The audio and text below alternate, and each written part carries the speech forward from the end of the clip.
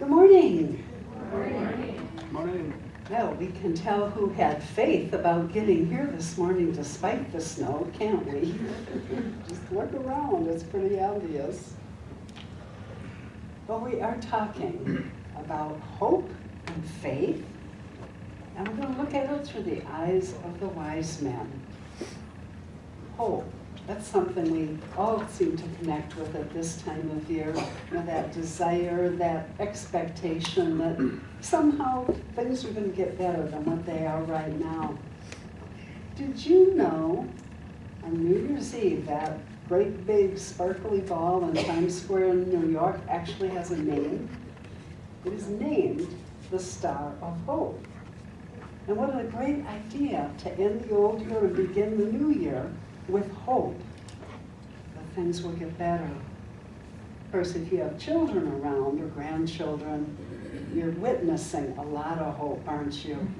Oh, I hope I get what I want for Christmas. But there's a difference between hope and faith. Hope is that kind of nebulous, gee, I'd really like it.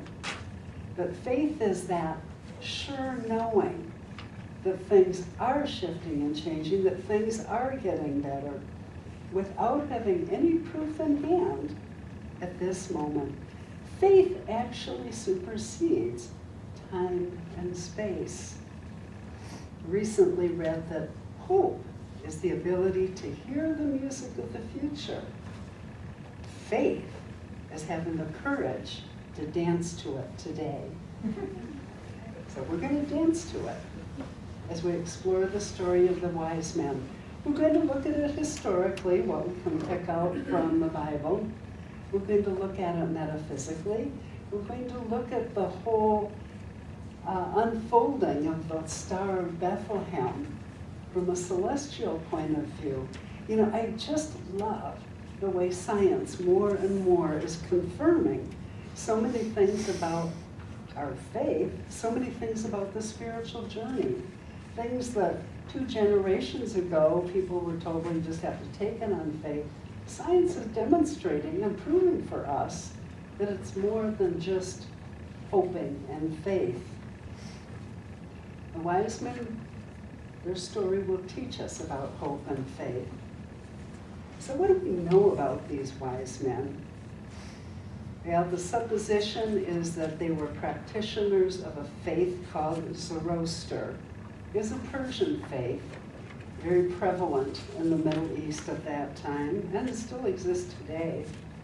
They studied astronomy, astrology, and so much more. The Jewish philosopher Philo wrote of an Eastern school of magi. He spoke of their great learning and their understanding of the natural world. And we have to remember a little over 2,000 years ago, there were some interesting things going on politically in the Middle East. Boy, that hasn't changed, has it? The Hebrew people were not happy campers. They had been overrun by the Romans. The Romans had moved in, occupied their country, allowed them a certain level of freedom, but they were still painfully aware that they were an occupied country. They remembered the glory days of King David and King Solomon, when they had a warrior king that vanquished anyone who would try to overrun them and establish a Jewish kingdom. This is what their hope was. They wanted someone to take them back to that time where they could live and practice their beliefs without any outside interference. And they prayed regularly for a leader like King David or King Solomon. All the signs and symbols that they saw in the world around them was seen through that lens. And as we know, if we know even just a tiny bit of Old Testament, that it speaks regularly of a Messiah, someone that's going to arrive and straighten things out, fix things. This is what the Hebrew people were looking for. The Magi, being students of the natural world, including the movement of the stars in the heavens, also noted from what they saw that the arrival of a leader was imminent. And they traveled to Jerusalem to honor what they thought was a newborn earthly king. A few years ago, I came across some information about what was going on celestially at that time, and I was just fascinated by what I discovered. You know, science looks at the stars and based on the last few hundred years of observation, knows pretty much how things are moving in the heavens. That's why we get these great predictions on upcoming eclipses and lunar eclipses and other events we may want to take in. And as science looks at what's happening now and predicts what's happening in the future, it can also look back and tell us what's happened in the past. Well, what they tell us is that about the year, what we would call 3 BC, because time got shifted and changed with the introduction of the Gregorian calendar, but that's another story altogether. Jupiter, the planet Jupiter, was considered the planet of kings. And at one point in about 3 BC, we're told perhaps September of that year, that Jupiter was in conjunction, or very, very close to the star Regulus, the regal star, the star of kings. So we have the planet of kings in conjunction with the star of kings. And if people were on a spiritual path and paying it all attention, they wouldn't have noted that that was a significant occurrence. But not stunningly significant, because that happened about once every 12 years. However, in about 3 BC, when that conjunction took place, some interesting and unusual things started to unfold. Because of Earth's movements, the planet appeared to be moving backwards at certain times as Earth swung past. You know how it is when you're on the freeway and you're parallel with someone and then you pull ahead a little bit, speed up a little bit, and it's almost like they are going backwards? It's that kind of thing. Because of a slight variation in the movement of Earth relative to the planets and the stars, it appeared that some things were moving backwards. Jupiter went into retrograde, and that would have caught the Magi's attention. They would have known, something interesting is going on here. Jupiter and Regulus, remember I just told you, planet of king and star of kings. After they had their kingly encounter, Jupiter then continued on its path through the star field, then entered retrograde, appearing to head back to Regulus, the star of kings, for a second conjunction, and then reversed its course again, and had yet a third rendezvous with Regulus, a triple conjunction, which, according to astronomers, is extremely rare. Over a period of months, watching this movement unfold in the heavens, our attentive Magi would have seen Jupiter, the planet of kings, dance out a halo in the heavens with Regulus, the star of kings, creating a circle, a crown, a coronation, if you will. To the Hebrew people noticing this, there was even greater significance. You see, this triple conjunction occurred within the constellation of Leo, the lion. Well, ancient stargazers, particularly if they had a Hebrew background, would have realized they were seeing some very clear signs of this anticipated Messiah, because he was predicted to come from the tribe of Judah, which is represented by lion, Leo the lion. So you've got some very interesting symbology playing out in the stars at night. As Jupiter was beginning the coronation of Regulus, as you will, if you will, through its triple pass, another startling symbol occurred in the sky. The constellation that rises in the east behind Leo the lion is Virgo, the Virgin. When Jupiter and Regulus were first meeting, Virgo appeared. And by the following June, Jupiter had finished crowning Regulus, if you will. The planet of kings then traveled on through the star field toward another spectacular rendezvous, this time with Venus, the mother planet. That conjunction was so close and so bright that even today it's displayed in hundreds of planetariums around the world by scientists who know nothing of the Babe of Bethlehem and have no interest in it. But what they know scientifically is that Jupiter appeared to join Venus in the sky, each contributing its own brightness to become what is documented as the most brilliant star mankind has ever seen. It's not a myth. It really happens. Science documents it for us. Our Babylonian magi would have seen this as the spectacle of their entire career as they faced from the east to the west, looking at Judea. No one alive in their experience had ever seen such a startling conjunction, such a brilliant star that seemed to hover over Jerusalem. They would have seen that star lingering there for a matter of days, and that's what caused them to step out, not in hope, but in faith. The Magi were captivated. They were intrigued. They knew something of profound significance was occurring in the heavens, and it would have some sort of impact to those on earth. And so they undertook an arduous journey, eventually arriving in Jerusalem. To make that journey, they would have left Babylon long before Mary and Joseph ever began their journey to Bethlehem. But the Magi stepped out in faith. They arrived in Jerusalem and went directly to the palace of King Herod, seeking the newborn king. Well, King Herod didn't know anything about a newborn king and was not pleased at the idea for very obvious reasons.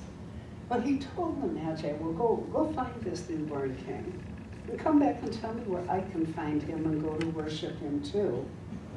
Well, we all know that was not what Herod had in mind. He wanted to dispense with this threat to his throne. And the wise men were warned in a dream not to return to Herod. And after they'd found the babe of Bethlehem and presented their gifts, they returned to Persia by another way. The story itself is fascinating, historically, celestially. The metaphysics make it even richer. Who are these wise men? Well, to you and me, metaphysically, they are stored up resources of the soul that rise to the surface when the depths are stirred by a great spiritual revelation. In other words, they studied spiritual things and they looked to apply what they learned to life as it unfolded. Lesson number 1 for you and me. Study spiritual things and look how we can apply those lessons in our own life here and now. The wise men were from the east. Well, literally, we know Babylon and Persia was east of Judea. Metaphysically, east is about spiritual awakening. So the wise men coming from the east is about, from within, connecting with a spiritual perspective. Oh, and that star of Bethlehem, what is a star to you and me? It's our very first awakening, that very first glimmer that we have, realizing the divine presence in us what we call the Christ presence, and the wisdom and the power of that presence. It's often referred to as the morning star, the herald of the coming light and glory. And as we connect with our morning star, as we awaken to that Christ presence, it is a herald of our light and emerging glory. The Star of Bethlehem ultimately means to you and me metaphysically a rising and expanding awareness of our innate divinity, that Christ in us. And then there's that whole arduous journey from Persia to Jerusalem and beyond, over deserts and mountains. It was not a journey lightly undertaken. While the Hebrew people hoped for a Messiah king, the wise men, in contrast, stepped out in faith. They stepped out to follow that star, not really knowing exactly where it was taking them or how they were going to get there, but they knew that's where they needed to go. See, hope is lovely. It's an important first glimmering in our mind that we'd like things to be different, that we'd like some change in our life or in our world.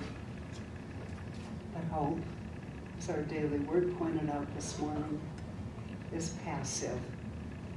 Faith, on the other hand, like the wise men, steps out in confidence, despite the lack of outward proof that it's well placed. The Dalai Lama tells it this way. He says, faith that does not translate into action is no faith at all. So the wise men traveled over hill, over dale, over mountains, over deserts, and arrived in Jerusalem to discover that in the palace of King Herod, they weren't quite on track. Now hope would have thrown up their hands and said, oh, well, that was an effort that didn't pay off. But faith is tenacious. Faith doesn't give up. It's not easily derailed. They visited with Herod, found out they weren't on the right track, but that star was still shining. And they realized as they studied it further that it was actually lingering over a little bedroom community to Jerusalem called Bethlehem. And it was faith that carried the wise men beyond the palace of King Herod to ultimately discover the babe in Bethlehem. And it was faith that they listened to their dreams that said, don't return by way of King Herod, but find yourself another way home. The question we get to ask ourselves, are we wise men and wise women? Would we be bold enough to fearlessly embark on an arduous journey based solely on some celestial occurrence? Or we can be wise men and wise women because, like them, we have rich internal spiritual resources that we can nurture and develop a little bit every single day. And our spiritual practices and explorations in higher thinking and higher ways of being bring us to a point of awareness. An awareness where we listen to our intuition, where we listen to that divine voice within us. Our insight is stirred when we encounter that Christ presence in us, and we realize it's speaking spiritual truth. And we move from mere hope to solid faith as we carefully and confidently step forward in our own spiritual journey. There may be some missteps along the way, but we can redirect and tenaciously move forward, guided by that inner star of wisdom that is within each and every one of us. friend shared with me over the weekend a beautiful little poem written by Sister Perone Marie Tibbert called "The Gate is Open," and she speaks to this subject of hope and faith. The gate is open. Dare we enter? The snow looks heavy, deep. The woods, dark and deeper still. The star, we're told, is somewhere beyond, on the other side of fear, of hopelessness. The gate is open. Dare we enter?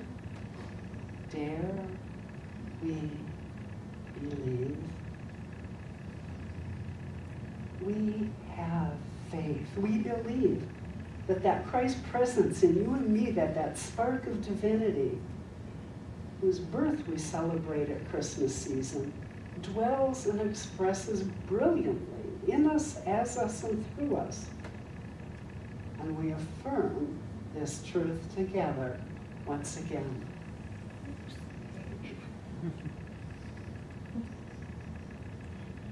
I have faith it will be there. Together. My hope gives over to faith as I I confidently embrace my own spiritual journey. Through my innate divinity, the Christ in me, I have all the faith I need to live a rich, wonder-filled, successful life. And so it is.